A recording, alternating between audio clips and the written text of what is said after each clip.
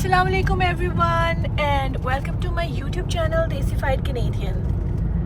आज हम एक शॉर्ट से कैंपिंग ट्रिप के लिए वास्कसू जा रहे हैं and it's not like a real camping trip, like we going to stay in cabins over there, जो कि मैं आगे वीडियो में दिखाने वाली हूँ। लेकिन सारी एक्टिविटीज़ हम कैंपिंग की करने वाले हैं, सो जस्ट स्टे ट्यून्ड। सो ये लॉन्ग वीकेंड है अगस्त का और मौसम बहुत ही खूबसूरत है। अमेजिंग टेम्परेचर इस टाइम चल रहा है। अभी सुबह के 8 बजे हुए हैं और हम बस सबसे पहले टिम हॉर्टन्स जा रहे हैं, जहाँ पे हम और हमारी फ्रेंड्स एंड फैमिलीज़ जो है टुगेदर हम लोग वहाँ पे इकट्ठे होंगे, ब्रेकफास्ट करेंगे और फिर वहीं से हम आगे सफ़र के लिए रवाना होंगे।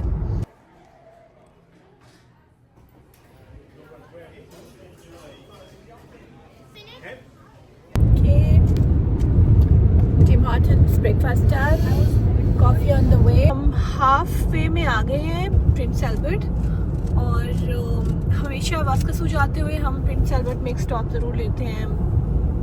थोड़ा सा स्ट्रेच आउट हो जाता है, थोड़ी सी ब्रेक मिल जाती है। It's a very beautiful small city. Main पे ही आपको रोड की दोनों साइड पे काफ़ी स्टॉप्स मिल जाते हैं खाने पीने के भी। Taking a little stop at Tim Hortons.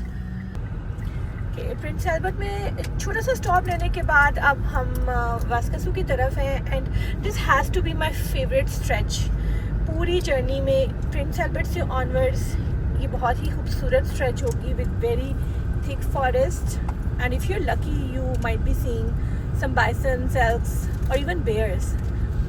So just stay tuned and keep watching the video. I remember last year जब हम वास्कसू गए थे तो ये रास्ते के व्यूज़ और भी ज़्यादा खूबसूरत थे because of the perfect air quality. लेकिन recently even before the starting of summers यहाँ पे मैनिटोबा और सस्कैचुअन में इतने सारे वाइल्ड फायर्स हुए हैं जिसकी वजह से एयर क्वालिटी बहुत ही ख़राब हो गई है। मतलब कि right now when we are driving here अभी भी हमारे से कुछ ही किलोमीटर्स दूर एक्टिव वाइल्ड फायर्स हैं। खैर फिर भी ये स्ट्रेच बहुत ही खूबसूरत है, घने जंगलात हैं और ऑनेस्टली स्पीकिंग मुझे तो थ्रू आउट लाहौर की याद आती रही, लाहौर की स्मोक और इस्लामाबाद की मार्गला हिल्स एंड ग्रीनरी। यही कॉम्बिनेशन मेरे ज़हन में थ्रू आउट रहा। अच्छा यहाँ पे ये बताती चलूँ कि हमारा 1 नाइट का स्टे भी है एल्क्रिज रिजॉर्ट्स में और ये रिजॉर्ट वास्कसू लेक से तकरीबन 10 मिनट्स की ड्राइव पे पहले आता है।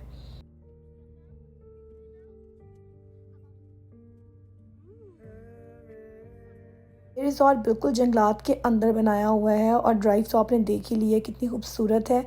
सो रिजॉर्ट पहुँचे, वहाँ पे हमने थोड़ा सा सामान रखना था क्योंकि अभी हमारा चेक इन टाइम स्टार्ट नहीं हुआ था, तो बस हमने सामान रखा और थोड़ा सा रिजॉर्ट को एक्सप्लोर किया। बच्चों के खेलने की जगह थी, गोल्फ कोर्सेज थे और बहुत सारी एक्टिविटीज़ थी। इस रिजॉर्ट में काफ़ी सारे डिफरेंट पैकेजेस आते हैं। ये वाली बिल्डिंग में रूम्स थे, इसके अलावा इनके कॉटेज होम्स होते हैं फॉर लाइक बिगर ग्रुप्स और इसके अलावा बहुत सारे कैबिन्स भी होते हैं। So we were a bigger group of friends, तो हमने एक कॉटेज होम ले लिया था जो कि इसी बिल्डिंग की बैक साइड पे थोड़ा हट के है। यहाँ आपको ये रिजॉर्ट अंदर से दिखाती चलूँ। ये एक छोटा सा कैफ़े बना हुआ है, इंडोर भी आउटडोर भी।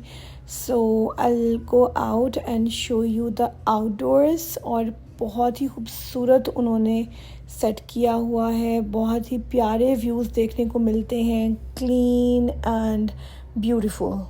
चलें बाहर से आपको दिखाती हूँ। ये बाहर का व्यू है। ये साथ आपको जितना नज़र आ रहा है ये सब घना जंगल है और बहुत ही खूबसूरत बीच में उन्होंने पॉइंट सा बनाया हुआ है। हमने यहाँ पे बहुत सारी पिक्चर्स ली। उसके बाद हम रिजॉर्ट के फ्रंट साइड पे चले गए और वहाँ पे थोड़ी सी साइकिलिंग की।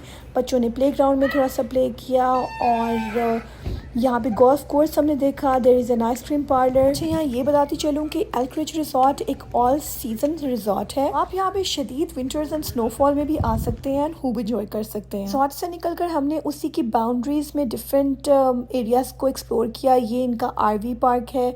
इसके अलावा आगे थोड़ी सी camping activities and different like zip lining activities हैं, तो हमने सोचा कि हम वो जाके थोड़ा सा एक्सप्लोर करेंगे। यहाँ हमने अपनी गाड़ी पार्क की और इस जगह पे अंदर चले गए। इसके बाद हमने करीब वाली ट्रेल्स पे ही हाइकिंग की और हमारा बेयर्स के साथ इनकाउंटर भी हुआ जो कि हमारी स्क्रीम सुन के भाग गए, बट वी डिसाइडेड कि बच्चों के साथ अब और एडवेंचर नहीं करना and we should go to Waskesiu lake, क्योंकि बच्चे भी अब और वेट नहीं कर सक रहे थे। They wanted to go to the beach and play in water and sand. Zipline tours हमने नहीं लिए थे, we just got the information and honestly speaking 1 घंटे का जिपलाइन टूर था और डिफरेंट एक्टिविटीज़ थी जिनके लिए काफ़ी आवर्स चाहिए थे और एक दिन का ये काम नहीं। नेक्स्ट टाइम के लिए it will be a 2 night stay definitely. On a clear day Waskesiu lake बहुत दूर तक नजर आती है, लेकिन फिलहाल स्मोक की वजह से ये हालात है। वास्कसू पहुंचते ही हमने अपनी गाड़ियों से सामान निकाला, अपनी कैंपिंग चेयर्स निकाली। सब सेट करने के बाद हमने डिसाइड किया सबसे पहले खाना खाएंगे एंड देन लेक में जाएंगे, क्योंकि सुबह का ब्रेकफास्ट किया हुआ था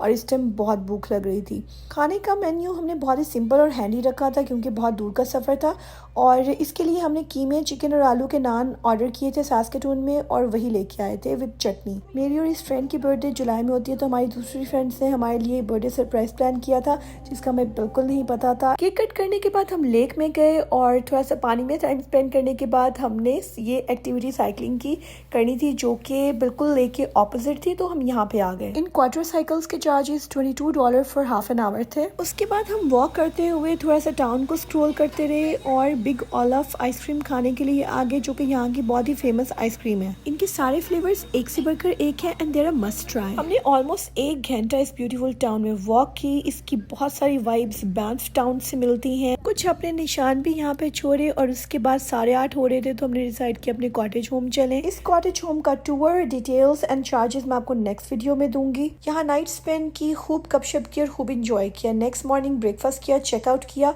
और उसके बाद हमने डिसाइड किया कि कैंडल लेक, जो कि करीब ही है, थोड़ा सा आउट ऑफ द वे पड़ेगी लेकिन स्टिल करीब ही थी, तो हम वहां से विजिट करते हुए सास्केटून जाएंगे। अगेन कैंडल लेक के रास्ते के व्यूज भी बहुत खूबसूरत है, दोनों तरफ जंगलात थे और खूबसूरत वेदर था, लेकिन हमें रास्ते में थंडरस्टॉर्म वॉच भी आ गई थी। But then from my own experience I would suggest कि अगर आप एक नाइट का स्टे कर रहे हो and then you have to go back to Saskatoon, तो आप सिर्फ एक लेक को कवर करो, बिकॉज कनाडा में एक जगह से दूसरी जगह जाने में बहुत वक्त लगता है। सो अगर हम 2 नाइट्स के लिए एल्क रिज रिसोर्ट स्टे कर रहे होते तो डेफिनेटली कैंडल लेक जाना एंड वापस आना was not a big task, लेकिन this was a bit hectic. और इसके अलावा थंडरस्टॉर्म वॉच बहुत शदीद हो गया था और हमें रास्ते में बहुत शदीद बारिश मिली और अभी और बारिश की प्रिडिक्शन भी थी। सो कैंडल लेक का विजिट शॉर्ट किया, बहुत सारी पिक्चर्स ली, वीडियोस ली, लेक देखी और हम सास्केटून के लिए रवाना हो गए।